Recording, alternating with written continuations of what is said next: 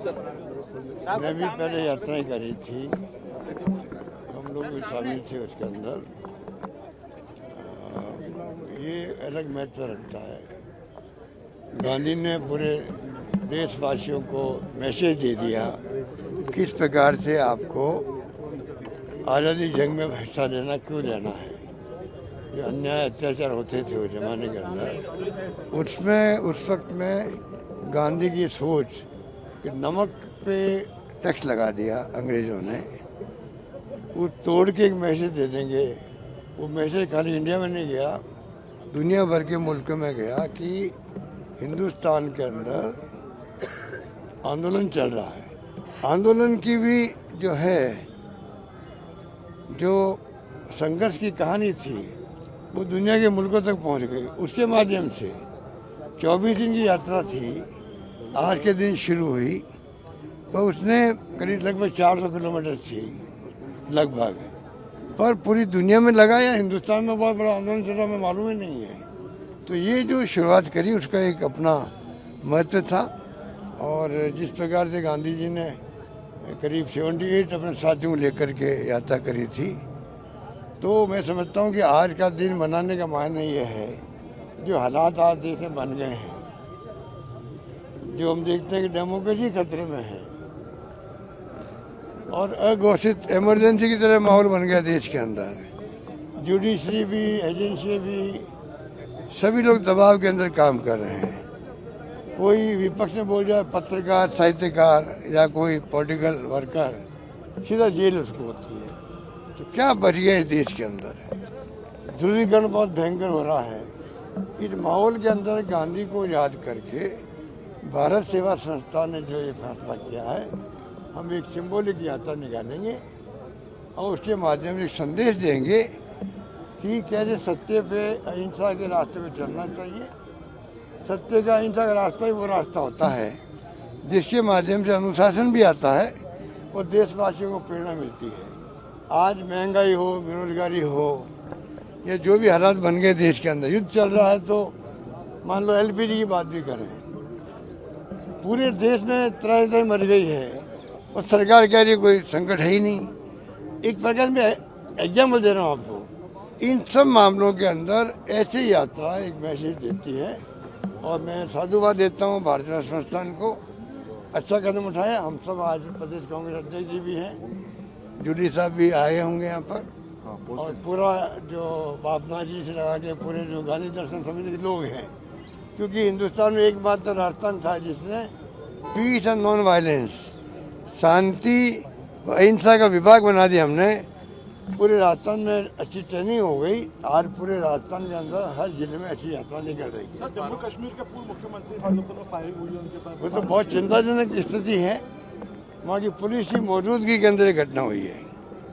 Police की मौजूदगी में ये पुलिस अंडर में आती है लेफ्टिनेंट गवर्नर के, और इतने बड़े वो कद के नेता हैं, शादी ब्याह के समारोह के अंदर भी फायरिंग हो जाए, आप सोच सकते हो कितनी चिंताजनक स्थिति है।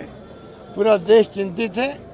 फारूक साहब की पर्सनालिटी अलग ढंग की रही है। वो पक्के देशभक्त भी रहे हैं। वो तो भजन गाते हैं राम के। वो तो पड़े हुए जयपुर के अंदर, एसएमएस के अंदर, केवल जयपुर में उन्होंने भजन गाए हैं राम पर, खुद ने गाए हैं। ऐसी पर्सनालिटी पे अटैक हुआ है।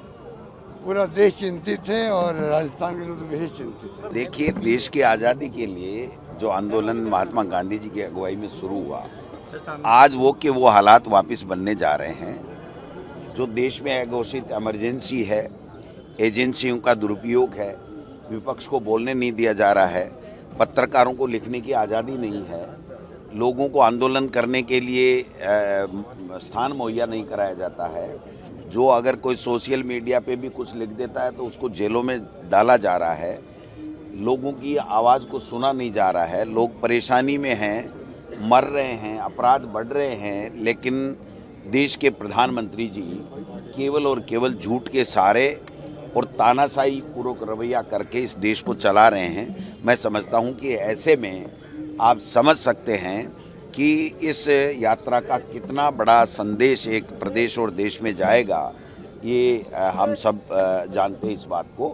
आप देखिए राजस्थान के अंदर जो गैस की प्रॉब्लम आई है, इसको लेकर के डिटेल में आज प्रदेश कांग्रेस कमेटी में 1 बजे बाद में आपको समय दिया जाएगा। उसमें हम लोग बताएंगे कि राजस्थान के क्या हालात हैं।